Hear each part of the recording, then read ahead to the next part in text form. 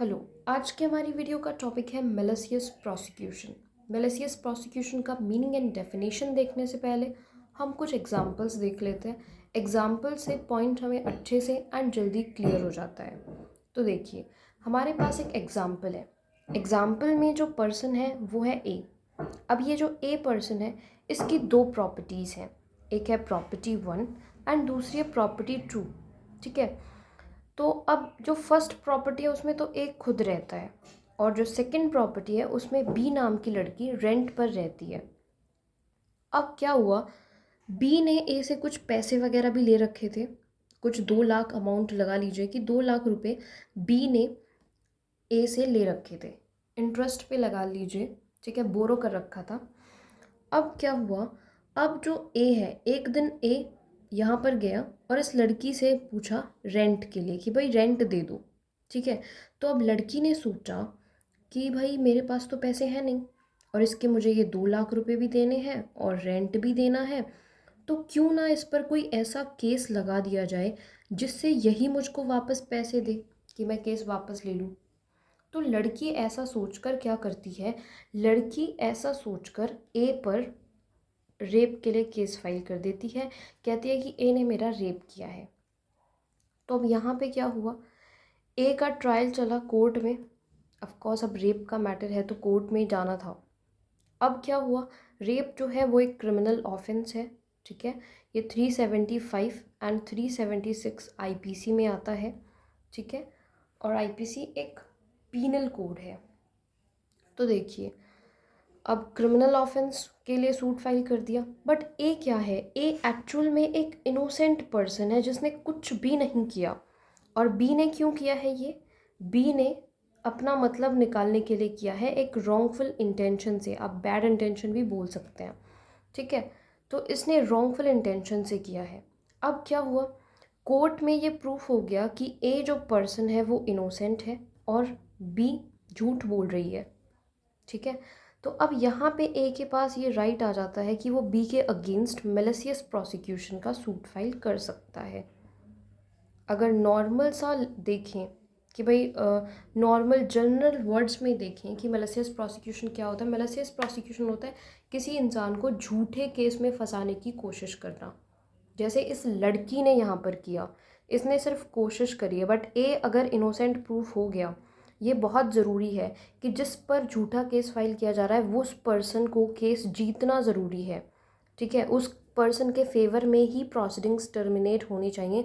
वो तभी malicious prosecution के लिए सूट फाइल कर सकता है दूसरे पर्सन के अगेंस्ट। ओके, एग्जाम्पल लगाइए। यहाँ पे बी ने जो ए के अगेंस्ट कहा था कि ए ने मेरा रेप किया है, अगर प्रूफ हो जाता तो ए जो है उसको पनिशमेंट मिल जाती, मैलिशियस प्रोसिक्यूशन का पॉइंट ही ख़त्म हो जाता। ठीक है, यहाँ पे जब ए के फेवर में आया केस, तब ए के पास आ गया ये ऑप्शन कि वो इसके अगेंस्ट मैलिशियस प्रोसिक्यूशन के लिए सूट फाइल कर सकता है। तो अब चलिए हम मैलिशियस प्रोसिक्यूशन का मीनिंग एंड डेफिनेशन बुक के अकॉर्डिंग देखते हैं। ये था एक अच्छा सा एग्जाम्पल, आई होप आपको ये समझ आया होगा। अब हम मैलिशियस प्रोसिक्यूशन को देखते हैं। देखिए, अब मैलिशियस प्रोसिक्यूशन, मैलिशियस का मतलब होता है रॉन्गफुल इंटेंशन, यानी बैड इंटेंशन से। सेकेंड थिंग, प्रोसिक्यूशन, प्रोसिक्यूशन का मतलब होता है criminal proceedings against a person in a court of law. एक पर्सन के अगेंस्ट आप क्या कर रहे हो, क्रिमिनल प्रोसीडिंग्स जो है वो कोर्ट ऑफ लॉ में कंडक्ट कर रहे हो। ठीक है, जैसे हमने एग्जाम्पल देखा था उसी तरह। तो पूरा मैलिशियस प्रोसिक्यूशन का क्या मतलब है, तो मैलिशियस प्रोसिक्यूशन का मतलब है कि भाई एक पर्सन दूसरे पर्सन के अगेंस्ट क्या कर रहा है, रॉन्गफुल इंटेंशन से क्रिमिनल प्रोसीडिंग्स जो है वो इंस्टीट्यूट कर रहा है, वो भी बिना किसी रीजनेबल ग्राउंड के। यानी ऐसा करने का कोई रीजनेबल ग्राउंड भी नहीं होता। इवन उस पर्सन को ये भी पता होता है कि मैं जो कर रहा हूँ या कर रही हूँ वो गलत है। ठीक है, उसे ये भी पता होता है, एंड उसे ये भी पता होता है कि भाई मैं जो कर रहा हूँ वो पब्लिक पॉलिसी के अगेंस्ट है। कुछ और एग्जांपल्स देखते हैं हम लोग। देखिए, लगाइए कि ये ए पर्सन है, ये ए पर्सन है और ये बी पर थेफ्ट के लिए एलिगेशंस लगा रहा है कि बी ने थेफ्ट कमिट किया है मेरी प्रॉपर्टी में। बट एक्चुअल में बी एक इनोसेंट पर्सन है, इसने कुछ नहीं किया। ए क्या कर रहा है, ए रॉन्गफुल इंटेंशन से ये कर रहा है। इसका इंटेंशन गलत है, बैड इंटेंशन है, ये बी को फंसाना चाहता है केस में, ठीक है। तो अब क्या हुआ, ए ने कुछ गवाह भी तैयार कर लिए जो बी के अगेंस्ट गवाही दे सके। कोर्ट में ट्रायल चला, कोर्ट में ये प्रूफ हो गया कि बी एक इनोसेंट पर्सन है। जब बी इनोसेंट पर्सन प्रूफ हो जाएगा उसके बाद ही वो क्या कर सकता है, उसके बाद ही वो मेलिशियस प्रोसिक्यूशन के लिए ए के अगेंस्ट एक्शन ले सकता है, ठीक है। अगर ये केस हार जाता है, मतलब अगर ये गिल्टी प्रूफ हो जाता है कोर्ट में, तो ये पर्सन कभी भी ए के अगेंस्ट मेलिशियस प्रोसिक्यूशन के लिए सूट फाइल नहीं कर सकता, ठीक है। आई होप आपको यहाँ तक समझ आया होगा। अब हम बढ़ते हैं असेंशियल एलिमेंट्स की तरफ। असेंशियल एलिमेंट्स में फर्स्ट पॉइंट है that he was prosecuted bye the defendant. अब जो पर्सन मेलिशियस प्रोसिक्यूशन के लिए सूट फाइल कर रहा है उसे सबसे पहली चीज़ ये प्रूफ करनी पड़ेगी कि भाई मेरे को डिफेंडेंट ने प्रोसिक्यूट किया था। दूसरी चीज़ ये प्रूफ करना पड़ेगा कि मेरे अगेंस्ट किसी तरीके का रीज़नेबल या प्रोबेबल कोज था ही नहीं, यानी कि जो सूट उस पर फाइल किया गया था, जो केस उस पर लगाया गया था, वहाँ पे कोई भी रीज़नेबल या प्रोबेबल कॉज नहीं था, यानी कोई भी ऐसा रीज़नेबल ग्राउंड था ही नहीं कि उस पर्सन को लायबल बनाया जा सके, उस पर्सन के अगेंस्ट वो सूट फाइल किया जा सके। फिर प्रूफ करना होगा डिफेंडेंट ने मैलिसली एक्ट किया, ये प्रूफ करना होगा, यानी कि उस पर्सन का रॉन्ग इंटेंशन था।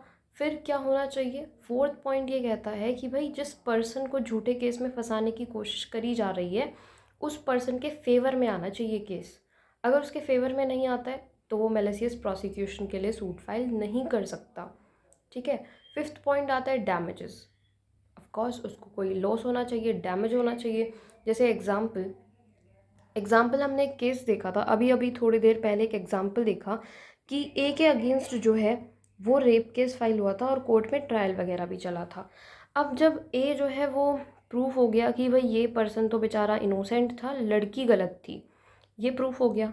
तो अब जब इसके फेवर में, ये जो फोर्थ पॉइंट है ये यही बात कर रहा है कि जिसके अगेंस्ट झूठा केस फाइल किया जा रहा है ना वो इनोसेंट प्रूफ होना चाहिए, मतलब उसी के फेवर में प्रोसीडिंग्स टर्मिनेट होनी चाहिए, उसी के फेवर में केस आना चाहिए, ठीक है। अगर इसके फेवर में नहीं आता तो फिर ये मेलिशियस प्रोसिक्यूशन के लिए एक्शन नहीं ले सकता।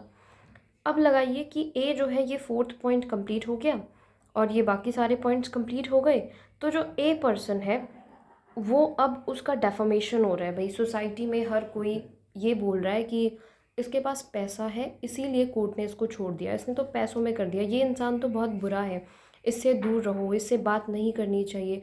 ऐसी कुछ बातें सोसाइटी में इसके अगेंस्ट हो रही हैं, इसकी रेपुटेशन बिल्कुल ख़त्म ही हो गई है। तो अब ऑफकोर्स उसको डैमेज हुआ, तो फिफ्थ पॉइंट भी कंप्लीट। तो अब ए जो है वो कंपनसेशन क्लेम कर सकता है। तो देखिए फर्स्ट पॉइंट यहाँ पर क्या हुआ था, बी ने क्या किया था, अगर मान लीजिए कि अब ए ने फाइल कर दिया केस बी के अगेंस्ट मेलिशियस प्रोसिक्यूशन के लिए, तो ए को क्या क्या प्रूफ करना पड़ेगा। सबसे पहली चीज़ कि बी ने प्रोसिक्यूट किया, ठीक है, हमारा फर्स्ट पॉइंट क्लियर। दूसरी चीज़, भाई बी ने जो सूट फाइल किया उसके लिए उसके पास कोई भी रीजनेबल या प्रोबेबल ग्राउंड था ही नहीं, ये भी कंप्लीट हो गया, ऐसा भी नहीं था। फिर आता है डिफेंडेंट एक्टेड मैलिसली, रॉन्ग इंटेंशन था, बैड इंटेंशन था, ये चाहती थी कि इसने जो पैसे ले रखे हैं ए से वो इसे देने ही ना पड़े, ऑफकोर्स बैड इंटेंशन था, उससे बचने के लिए इसने किया। अब कोर्ट में फोर्थ पॉइंट देखें तो कोर्ट में प्रूफ हो गया कि ए इनोसेंट पर्सन है और उसको डैमेजेस हुए हैं, तो फोर्थ और फिफ्थ पॉइंट भी कंप्लीट हो गया। तो अब यहाँ पे ए जो है वो कंपनसेशन ले सकता है और बी को लायबल इस केस में बनाया जा सकता है। आई होप आपको यहाँ तक समझ आया होगा। एक चीज़ और मैं आपको बताना चाहती हूँ, देखिए एग्जाम्पल, बी ने ए पर सूट फाइल किया था, ये था हमारा पहला केस, ठीक है, ये था फर्स्ट केस जो किसने किया था, लड़की ने किया था ए पर रेप के लिए। तो यहाँ पे बी कौन हो गई, बी हो गई प्लेंटिफ, ए कौन हो गया, ए हो गया डिफेंडेंट। अब जब मेलिशियस प्रोसिक्यूशन के लिए सूट फाइल कर रहे हैं तब ए सूट फाइल कर रहा है ना मेलिशियस प्रोसिक्यूशन के लिए, तो ए कौन हो जाएगा, ए हो जाएगा प्लेंटिफ एंड बी हो जाएगा डिफेंडेंट। ऐसे छोटी छोटी चीज़ों में काफ़ी ज़्यादा प्रॉब्लम हो जाती है कि भाई यहाँ पे डिफेंडेंट लिखा हुआ है, ये किसकी बात कर रहे हैं, प्लेंटिफ लिखा हुआ है किसकी बात कर रहे हैं। आपने बिल्कुल रिलैक्स होकर के समझना है, कंफ्यूज नहीं होना है। काफ़ी अच्छा, बहुत ही इंटरेस्टिंग टॉपिक है, बहुत अच्छे से आपको समझ आ जाएगा। आई होप आपको यहाँ तक समझ आया होगा। आज की वीडियो में हम सिर्फ फर्स्ट पॉइंट समझेंगे, बट हम इसे काफ़ी डिटेल में और बहुत ही अच्छे से समझेंगे। तो हमारा फर्स्ट पॉइंट है that he was prosecuted bye the defendant. अब देखिए, ये फर्स्ट केस में ए जो था वो डिफेंडेंट था, बट इस केस में जब वो बी पर सूट फाइल कर रहा है तो ये डिफेंडेंट है। तो अब ए को ये प्रूव करना पड़ेगा कि भाई बी यानी कि डिफेंडेंट ने ही उसे प्रोसिक्यूट किया था। ठीक है, तो चलिए अब हम अपने फर्स्ट पॉइंट की तरफ बढ़ते हैं। अब ये जो हमारा फर्स्ट असेंशियल इंग्रेडिएंट है, इसमें हमारे पास दो पॉइंट है, उन दोनों को प्रूव करना होगा। तो फर्स्ट पॉइंट है देयर वॉज प्रोसिक्यूशन, यानी कि वहाँ पे प्रोसिक्यूशन था। और दूसरी चीज़ the same was instituted by the defendant, और वो जो प्रोसिक्यूशन था वो डिफेंडेंट ने ही इंस्टीट्यूट किया था। ये दो चीज़ें प्रूव करनी होंगी, तब हमारा फर्स्ट असेंशियल इंग्रेडिएंट कंप्लीट होगा। तो अब हम इस पॉइंट को देखते हैं। सबसे पहले हम प्रोसिक्यूशन वाले पॉइंट को देखते हैं। अब ये क्या कहता है, ये कहता है कि भाई प्रोसिक्यूशन का क्या मतलब होता है। प्रोसिक्यूशन का मतलब होता है हम किसी पर्सन के अगेंस्ट क्रिमिनल प्रोसीडिंग्स कर रहे हैं, ठीक है, कंडक्ट कर रहे हैं कोर्ट में। यानी प्रोसिक्यूशन का सिंपल सा मतलब है, prosecution means criminal proceedings against a person in a court of law. हम एक इंसान के खिलाफ क्रिमिनल प्रोसीडिंग्स कंडक्ट कर रहे हैं कोर्ट में, ठीक है, प्रोसिक्यूशन का ये मतलब है। तो भाई प्रोसिक्यूशन, इस डेफिनेशन से हमें समझ आया कि प्रोसीडिंग्स जो है वो क्रिमिनल ही होनी चाहिए। जैसे कि एग्जांपल देखिए, जो ए पर्सन पर सूट फाइल करा गया था वो क्या था, वो था रेप केस। रेप किस में आता है, क्राइम में आता है। तो ये क्या था, क्रिमिनल प्रोसिक्यूशन था। तो ये जो इनोसेंट पर्सन पर जो सूट फाइल किया गया था ना, वो क्रिमिनल नेचर का ही होना चाहिए, ठीक है, सिविल एक्शन का नहीं होना चाहिए। तो इतना तो हमें समझ आ गया कि प्रोसिक्यूशन क्या होता है। बट प्रोसिक्यूशन माना कब जाएगा, कि कब है प्रोसिक्यूशन, जब केस आपका या तो जुडिशियल ऑफिसर के सामने है या फिर ट्राइब्यूनल के सामने है, यानी कि ट्रायल आपके चल रहे हैं, ठीक है, कोर्ट में केस चल रहा है, तब प्रोसिक्यूशन माना जाएगा। बट पुलिस अथॉरिटीज़ के सामने अगर प्रोसीडिंग्स चल रही हैं तो वो प्रोसिक्यूशन नहीं है। Proceedings before police authorities is no prosecution. इसके लिए हमारे पास एक काफ़ी अच्छा केस है, नागेंद्र नाथ रॉय वर्सेस बसंत दास भार्गया। अब इस केस में क्या हुआ, इस केस में ये जो पर्सन है बसंत दास भार्गया, शॉर्ट में लिख लेते हैं, ठीक है, इस बसंत दास भार्गया के घर में चोरी हो गई। तो अब इसने पुलिस को कॉल करा, इन्फॉर्मेशन दी कि मेरे घर में चोरी हो गई है, और इसने साथ साथ ये बताया कि मुझे शक किस पर है, मुझे ये जो पर्सन है नागेंद्र, इस पर शक है मुझे कि शायद इसने थेफ्ट कमिट करा है। थेफ्ट किस में आता है, थेफ्ट आता है क्राइम में। तो क्रिमिनल प्रोसिक्यूशन वाली चीज़ क्या हो गई, कंप्लीट हो गई, ठीक है, सॉरी, क्राइम वाली चीज़ तो कंप्लीट हो गई। अब प्रोसिक्यूशन देखेंगे तो थेफ्ट जो है इसका केस लगा दिया नागेंद्र पे। इसने क्या किया है, इसने सस्पेक्ट बताया है, यानी कि इसने ये बताया कि मेरे को शक है इस इंसान पर कि शायद नागेंद्र ने किया है। पुलिस ने इसको अरेस्ट कर लिया। अब नागेंद्र को अरेस्ट कर लिया, बट बाद में पुलिस को किसी तरीके का एविडेंस जो है वो इसके अगेंस्ट, नागेंद्र के अगेंस्ट नहीं मिला। तो अब पुलिस ने नागेंद्र को छोड़ दिया। अब नागेंद्र ने क्या किया, नागेंद्र ने बसंत दास भार्गया पर सूट फाइल कर दिया मैलिशियस प्रोसिक्यूशन का, कि इसने तो मुझे गलत केस में फंसाने की कोशिश करी है, ठीक है, इसने मैलिशियस प्रोसिक्यूशन का सूट फाइल कर दिया। बट इस केस में ये हेल्ड किया गया, यानी इसी में नागेंद्र नाथ रॉय वर्सेस बसंत दास भार्गया में, यहाँ पे नागेंद्र ने ही सूट फाइल करा है बसंत के अगेंस्ट कि इसने मैलिशियस प्रोसिक्यूशन कमिट करा है मेरे अगेंस्ट, ठीक है, तो इसको सज़ा दो और मेरे को सॉरी, सज़ा नहीं कह सकते, इसको लाइबल बनाओ और मेरे को कंपनसेशन दो।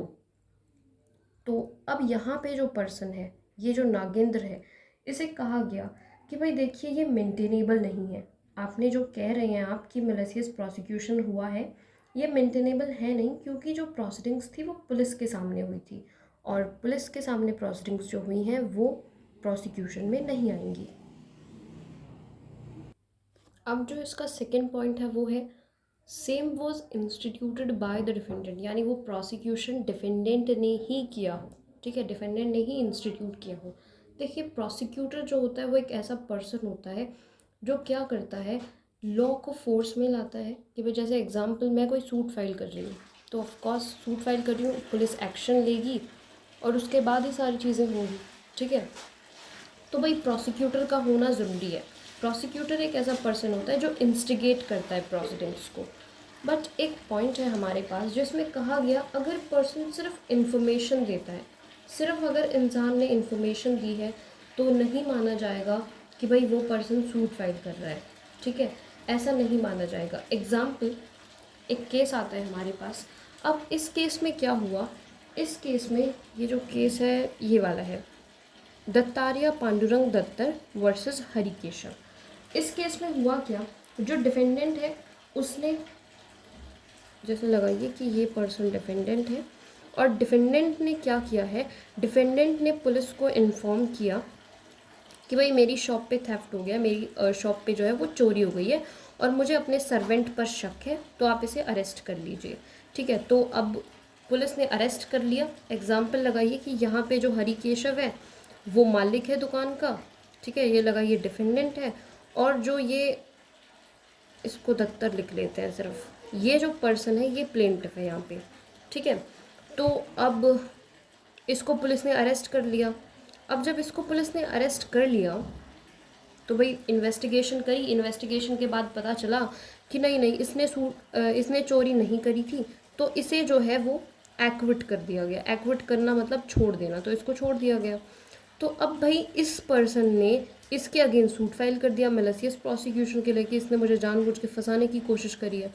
तो इस केस में हेल्ड किया गया कि नहीं नहीं मेंटेनेबल नहीं है, यहाँ पे सिर्फ और सिर्फ डिफेंडेंट ने क्या किया था, सिर्फ इन्फॉर्मेशन दी थी, उस पर्सन ने इससे ज़्यादा कुछ नहीं किया। तो अगर एक पर्सन सिर्फ इन्फॉर्मेशन देता है तो वो मैलिशियस प्रोसिक्यूशन के लिए, या फिर उसको हम प्रोसिक्यूटर नहीं समझेंगे और उसको लायबल नहीं माना जाएगा, ठीक है। तो यहाँ पे साफ साफ कर दिया गया कि डिफेंडेंट ने कुछ नहीं किया है, उसने सिर्फ इन्फॉर्मेशन दी है पुलिस को एंड उसके बाद पुलिस ने एक्ट किया है। और भाई नॉर्मल चीज़ है, पुलिस की प्रोसीडिंग्स, पुलिस के सामने जो प्रोसीडिंग्स चल रही हैं वो तो प्रोसिक्यूशन होंगी नहीं, तो यहाँ पे पर्सन को मैलिशियस प्रोसिक्यूशन के लिए लायबल नहीं बनाया गया। ये था हमारा first essential element. I think video काफ़ी ज़्यादा लंबी हो गई है। नेक्स्ट वीडियो में हम देखेंगे हमारे pending essential elements of malicious prosecution. I hope आपको समझ आया होगा। Thanks for watching.